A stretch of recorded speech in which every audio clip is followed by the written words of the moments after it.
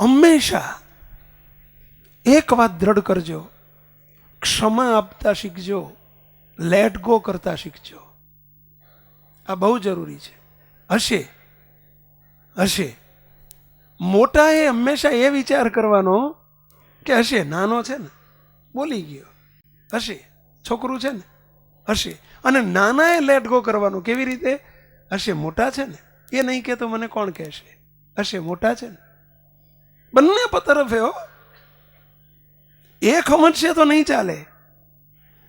જો અહીં બેઠેલા બધા મુક્તો મહારાજને ઘરમાં સદાય નિવાસ કરીને રાખવા હોય, મહારાજનો વાસ ઘરમાં રહેવા દેવો હોય, અને તમારે તમારામાં પણ વાસ મહારાજનો કરાવવો હોય, એટલે કે મૂર્તિ રૂપ થઈને વર્તવું હોય, તો શાંતિ અને આત્મીયતા, સંપ, સુરતભાવ ને એકતા, આત્મીયતા ઘરમાં કરવી પડશે. એના માટે આ જરૂરી છે. કંઈક નુકસાન થયું, કંઈક ખોટું થયું, કંઈક કદાચ બની ગયું હશે, કંઈ નહીં, લેટ ગો કરતા શીખો. એટલે કે ક્ષમા આપતા શીખો.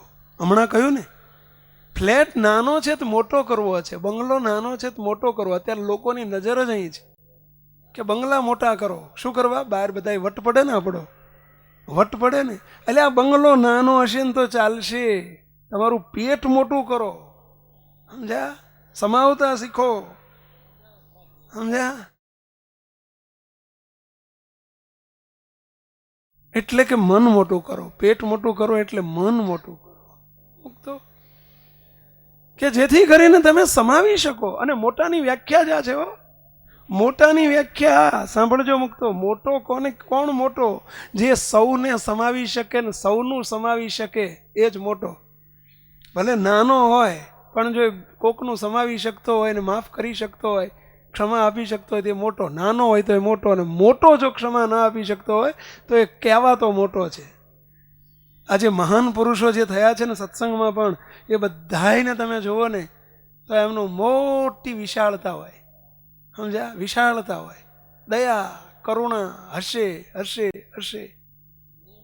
સમજ્યા? હા, મહારાજે એમાં કહ્યું છે સત્સંગમાં.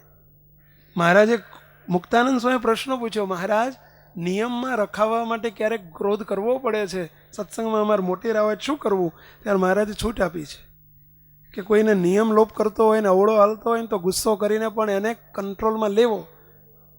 સમજ્યા? પણ એને બાંધી નહીં દેવું, ગાંઠ નહીં વાળવી. એને ક્ષમા તો આપો જ, ક્ષમા આપો. એટલે ક્ષમાનો સ્વભાવ દરેકના ઘરમાં જોઈશે, દરેક વ્યક્તિમાં જોઈશે મુક્તો.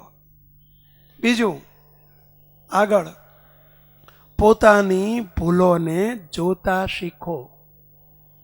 તાળી કોઈ દાડો એક હાથે ના પડે. આમ કરો છો, લ્યો, સમજ્યા? હાથ દુખી જશે, તાળી નહીં પડે. તાળી બે હાથે. કંઈક જે બન્યું છે ને એમાં બેયનો વધુ ઓછો વાંક હોય, એમાં પોતાની ભૂલ આપણે દરેક શોધી લઈએ.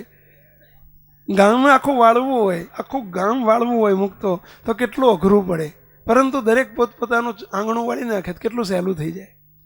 એમ આપણે બધાની ભૂલો શોધીએ છીએ. આપણી ભૂલને જરા જુઓ ને, તપાસો ને, અને એ ભૂલને જોતા શીખીએ. અને મુક્તો આપણે ભૂલને માફ કરતા શીખીએ અને માફી માંગતા શીખીએ. માફ કરતા શીખો અને માફી માંગતા શીખો. માફ કરો અને જોડે માફી પણ માંગો. મારી કંઈ ભૂલ થઈ હોય તો આપણે એટલે જ કાલે એક સૂત્ર આપ્યું છે. કયું સૂત્ર યાદ છે? દયાળુ રાજી રહેજો. જય સ્વામિનારાયણ. કહેતા શીખો, દયાળુ મારી ભૂલ થઈ ગઈ. ઘણા એક જણો આવેલો મને કે શું હું મારા ઘરવાળાની માફી માગું, હું એ બહેની માફી માગું? તમે શું સમજો છો કે મને આવું શીખવાડો? મેં કીધું ચાલ તું ઘરવાળાને ના માગી એક તો કંઈ નહીં, તારી જો એમાં તું કંઈ નાનો થઈ જતો હોય અને તારી પોઝિશનમાં પંચલ પડી જતું હોય તો ચાલ બીજું કરી શકીશ. મને કે શું? મેં કીધું તું એક કામ કર, ઠાકોરજી આગળ તો માફી માગી એક ને, એમના સાંભળતા મહારાજ આગળ એવું કે હે મહારાજ મારી ભૂલ થઈ ગઈ, મને માફ કરજો. આટલું તો કહીએ. એ કહું કે હો બસ, તોય બોલ્યા ખુશ થઈ જશે ને તમારું સમાધાન થઈ જશે. સમજ્યા?